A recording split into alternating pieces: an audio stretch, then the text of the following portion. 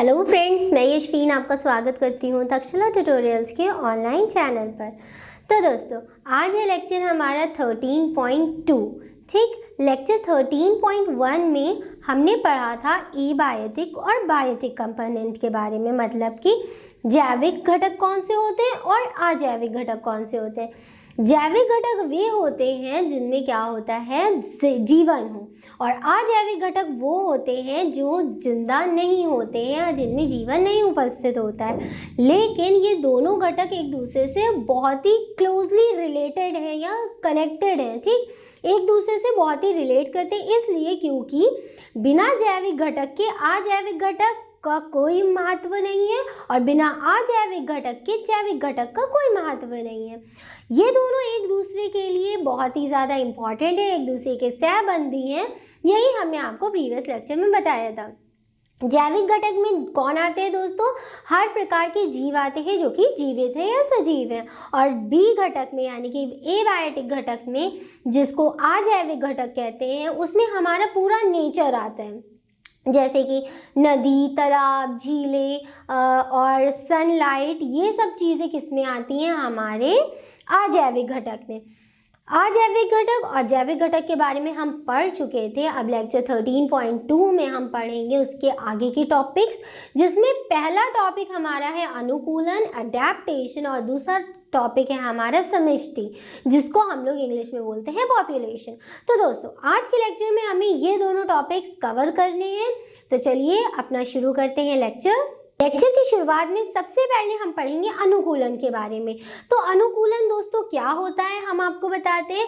अनुकूलन क्या होता है, जैसे हर जीव है जो कि अपने आवास में रहने के लिए सूटेबल है या वहाँ पे रहने के लिए पूरी तरीके से उपस्थित है। तो क्या होता है, जिस तरह का ऋतु होता है या जिस तरह का वो आवास होता है, मान लीजिए कोई ऐसा आवास है जहाँ पे बहुत ज़्यादा गर्मी पड़ती है, जैसे कि क्या हो गया, रेगिस्तान। रेगिस्तान के पौधे आपने देखे होंगे किस प्रकार के होते हैं। वो नॉर्मल पौधे नहीं होते जो हमारे इर्द गिर्द मिलते हैं। रेगिस्तान में ऐसे पौधे मिलते हैं जिनकी नुकीली नुकीली सी पत्तियाँ होती हैं। अब जैसे एक बहुत अच्छा एग्जाम्पल है कैक्टस का। कैक्टस प्लांट तो सबने देखा होगा, या कैक्टस के बारे में तो सब जानते होंगे। क्या कैक्टस में पत्तियां होती हैं? आप कहेंगे नहीं, पत्तियां तो नहीं दिखाई देती हैं।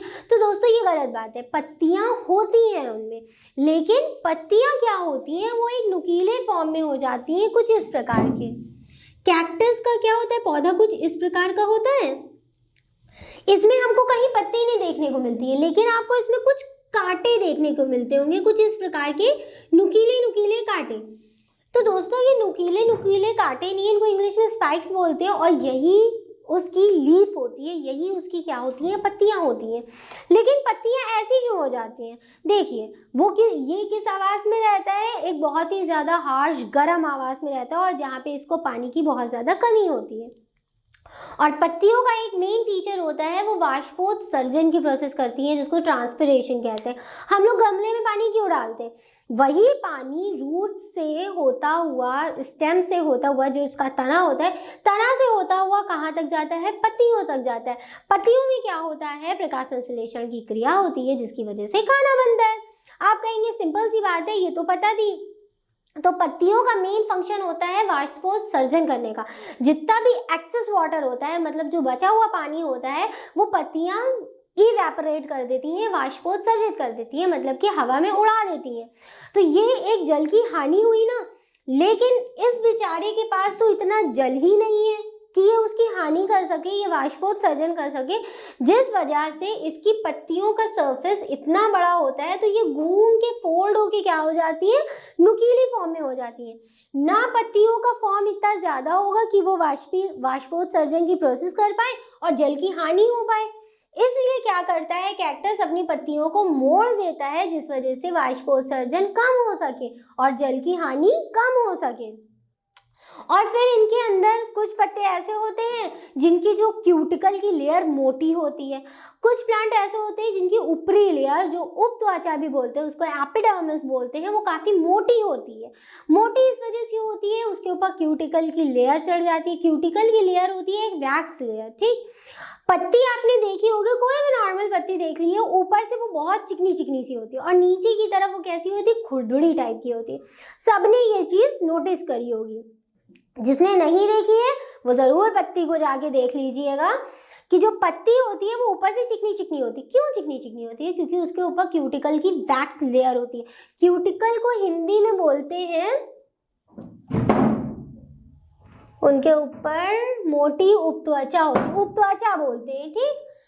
जो उपत्वचा होती है वो किसकी बनी होती है? क्यूटिकल की बनी होती है। तो जो क्यूटिकल की लेयर इतनी मोटी इसलिए होती है ताकि उसमें से वाष्पोत्सर्जन की प्रोसेस कम हो सके।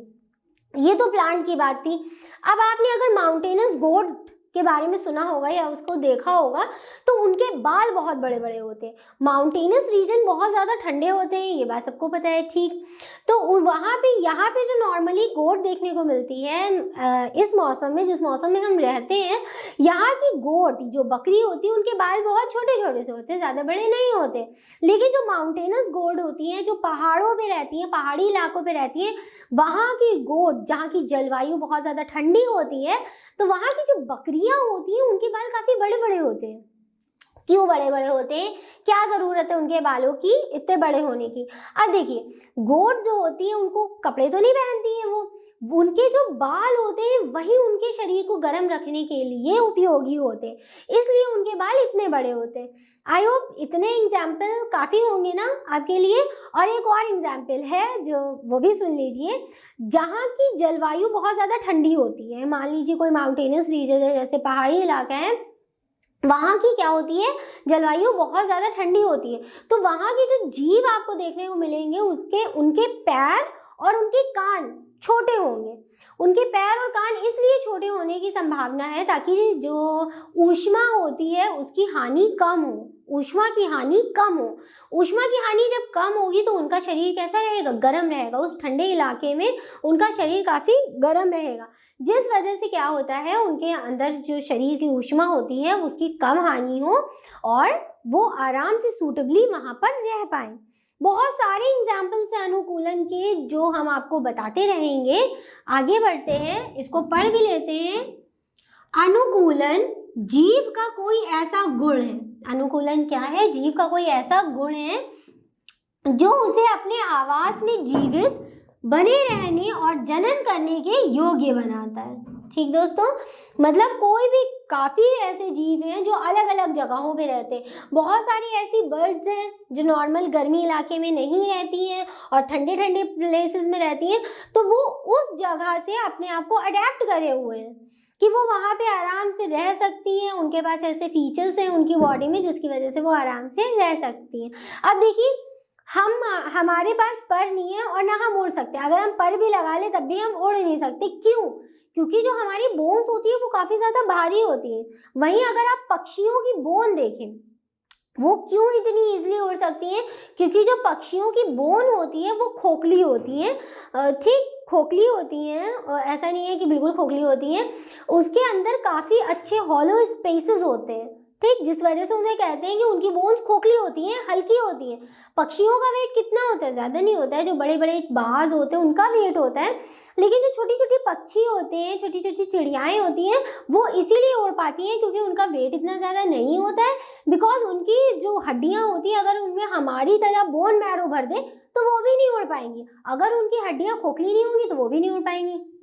ये भी एक अडेप्टेशन है कि पक्षियों की जो हड्डी होती है वो खोखली होती है, जिस वजह से उनका वजन कम होता है और ईजिली उनके पास फेदर्स होते हैं, फेदर्स मतलब पंख होते हैं, जिस वजह से वो आराम से उड़ सकती हैं। हमारे पास ऐसा कुछ नहीं है, हम नहीं उड़ सकते हैं। ठीक, आगे बढ़ते हैं। तो अनुकूलन जीव का कोई ऐसा गुण है जो अपने आवास में जीवित बने रहने के लिए और जनन मतलब अपनी जैसी संतानों की उत्पत्ति करने के योग होता है। अनेक अनुकूलन लंबे समय की विकास यात्रा के बाद विकसित हुए हैं, जैसे कि हम ही को ले लिए। हम भी इतने इजीली डेवलप नहीं हुए। ज़्यादातर लोगों को पता होगा कि जो हमारी उत्पत्ति है वो बंदर से हुई है। नहीं, बंदर से हम नहीं उत्पन्न हुए हैं, हम एप से उत्पन्न हुए हैं। अगर हम रियल में पहले बंदर होते तो आज वो बंदर जो पेड़ों पे दिखते हैं वो ना दिखते हमें, क्योंकि हम ही तो बंदर थे। ऐसा कुछ नहीं होता है दोस्तों। हमारे जो एंसेस्टर मतलब हमारे जो पूर्वज थे वो एप में थे, एप्स, ठीक। एप को हिंदी में कपी बोलते हैं, कपी थे। हाँ, एप थे जिसको इंग्लिश में एप बोलते हैं, हिंदी में कपी बोलते हैं, वो थे। ना कि नॉर्मल बंदर थे जो हमें पेड़ों पे लटकते हुए दिखते हैं, या लंगूरी बंदर या गोरिल्ला, ऐसा कुछ ही नहीं है, ठीक। तो हम डायरेक्ट ऐसे नहीं आ गए, हमारे पूर्वज भी हमसे थोड़े अलग थे, फिर उनके पूर्वज उनसे अलग थे, फिर उनके पूर्वज और अलग थे, जो हमने आपको विकास चैप्टर में पढ़ाया है।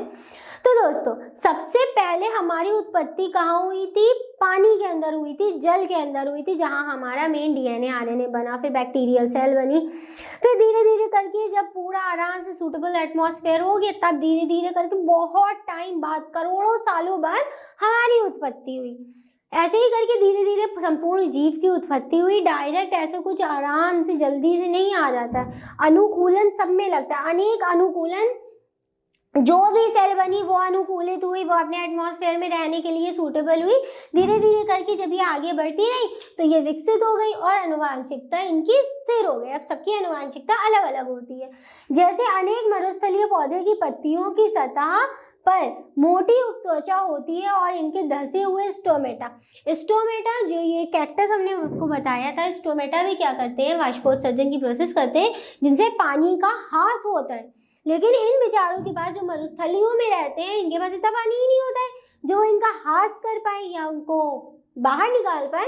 तो इसलिए इनके जो स्टोमेटा होते हैं वो गहरे गर्त मतलब अंदर की तरफ स्थित होते हैं, ताकि वाष्पोत्सर्जन द्वारा जल की न्यूनतम हानि हो, ठीक। मरुस्थलीय पौधे जिलाई के तरीके से पौधे जो होते हैं उनमें हानि कम हो पानी की। यही होता है एडेप्टेशन। कोई भी जीव है अगर वो अपने आवास में रहने के लिए अपने आप को अच्छे से अडेप्ट करें हैं, अनुकूलित करें हैं, तो इसी को अनुकूलन की प्रोसेस कहते हैं।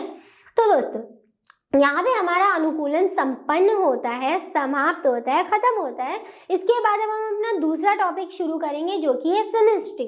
समष्टि मतलब उसको इंग्लिश में पॉपुलेशन कहते हैं। पहले हम लिख देते हैं, उसके बाद हम आपको समझाते हैं कि पॉपुलेशन क्या होता है। तो दोस्तों, ये रहा समष्टि जिसे इंग्लिश में पॉपुलेशन कहते हैं। चलिए इसको समझते हैं। सबसे पहले हम इसमें पढ़ेंगे समष्टि गुण। समष्टि गुण पढ़ेंगे कि ये क्या होती है, समष्टि को समझेंगे कि समष्टि होती क्या है। पॉपुलेशन के नाम से समझ में आ रहा होगा कि ये एक मतलब कहा भी जाता है कि पॉपुलेशन बढ़ती जा रही है, समष्टि बढ़ती जा रही है। क्योंकि मृत्यु दर कम होती जा रही है, इस वजह से समष्टियाँ बढ़ती जा रही हैं। तो दोस्तों, समष्टि गुण में हम पढ़ेंगे समष्टि के क्या क्या गुण होते हैं या समष्टि क्या होती है। प्रकृति में हम किसी भी जाति के पृथक मतलब कोई भी जाति है जो कि पृथक अलग हो गई है, एकल व्यष्टि के दर्शन कम भी होते हैं। उनमें से अधिकांश सुपरिभाषित भौगोलिक क्षेत्र में समूह में रहते हैं। मान लीजिए एक यूनिटी में रहते हैं। अगर किसी की जीव की बात करें तो जैसे मेंढक है, मेंढक ने क्या किया, एक जगह पूरी बना ली और वहाँ पे बहुत ज़्यादा पॉपुलेशन में रहने लगे। वहीं पे ब्रीड करते हैं, वहीं पे खाते पीते हैं, वहीं पे जनन भी करते हैं, जिस वजह से किसी एक भौगोलिक क्षेत्र में उनकी तादाद बहुत ज़्यादा बढ़ गई है। अब जैसे पेंगुइन है, अटलांटिक रीजन पे मिलते हैं और बहुत सारे पेंगुइन आपको एक ही साथ देखने को मिलेंगे, ठीक।